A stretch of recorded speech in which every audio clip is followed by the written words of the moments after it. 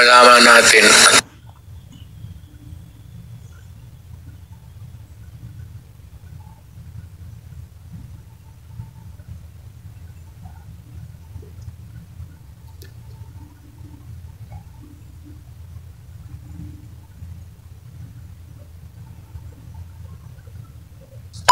Ng mga kriminal sa Davao at yung ginamit niya bilang presidente.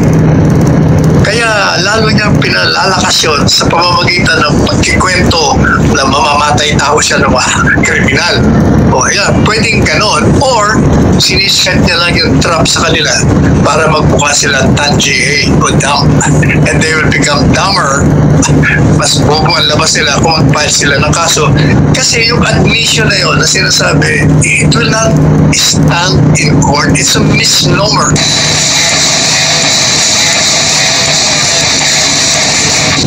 Binigay mo na paliwanag patungkol dun sa, di ba, pumunta sa, humarap sa Quadcom Committee at maraming nag-arise sa mga issues. Yung sabi mo, may ni-raise up ka ng mga bago, yung iba ni-recycle na.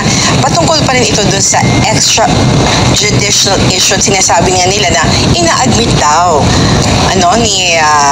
ni former President Rodrigo Duterte. The second part, Attorney Sal, sabi mo, fixated sila sa na para ma-incriminate ang former president. What's your take on this, Attorney Sal?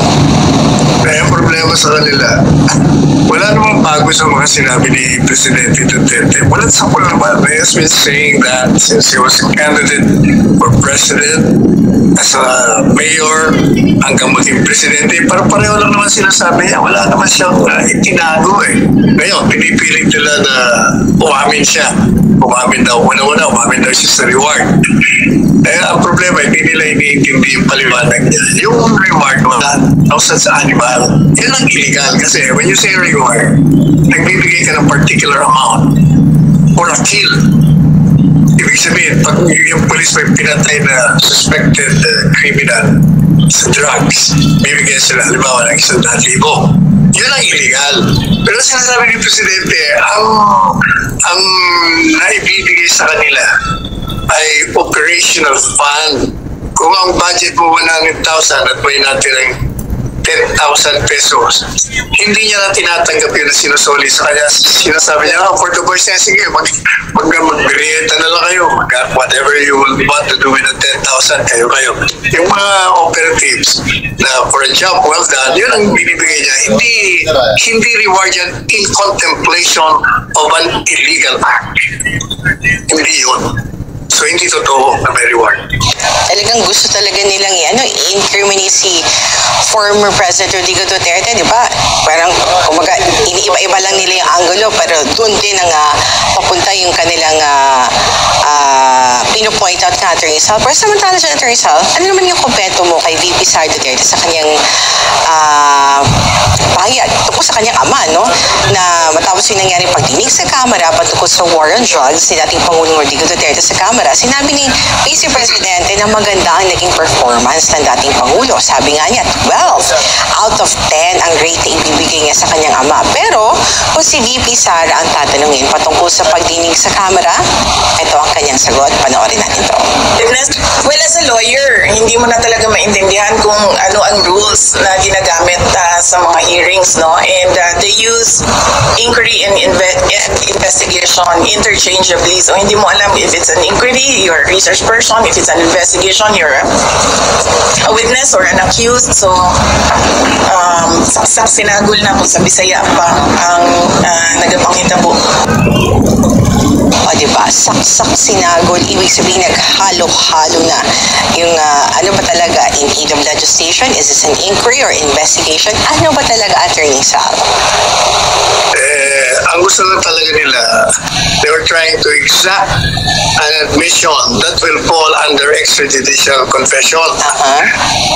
Sa kanila, nakakalimutan nila na number one, yung extrajudicial confession has certain legal requirements. Number one, it should be given outside of judicial proceeding. Number two, it should be reduced into writing. Kailangan nakasulat yun. And number three, with the assistance of counsel.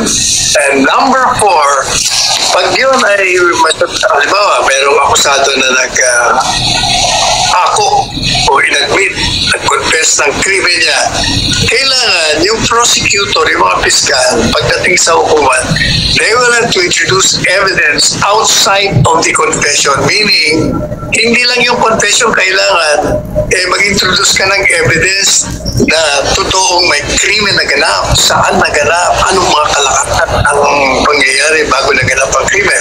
Kaya with respect doon sa sinasabing inamin niya yung pagpatay sa anim, di ba? May sinabi, may pinatay siyang anim, natatanda mo yun? Kaya sabi ng mga, di extradition confession niya. Unang-una, alam mo, sabi ko sa article ko, yung pag-amin na yan, you can look at it in two ways.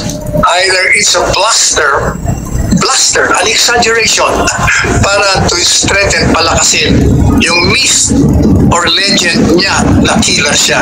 Bakit? Kasi yun ang ginamit niya para takutin ang mga kriminal sa Davao at yun ang ginamit niya bilang presidente. Kaya lalo niyang pinalalakas yun sa pamamagitan ng pagkikwento na mamamatay tao siya ng mga kriminal. Pwedeng ganon or siniset niya lang yung trap sa kanila para magmukha silang tangier o dumb. And they will become dumber. Mas bobo ang labas sila kung mag-file sila ng kaso. Kasi yung admission na yun na sinasabi, it will not stand in court. It's a misnomer. They will never stand in court simply because hindi yun talaga extrajudicial confession or admission kasi may legal requirements nga. Ang problema, nakakalimutan ng mga yan. Hindi naman mga abogado. At yung isang abogado rin, nakakalimutan niya rin.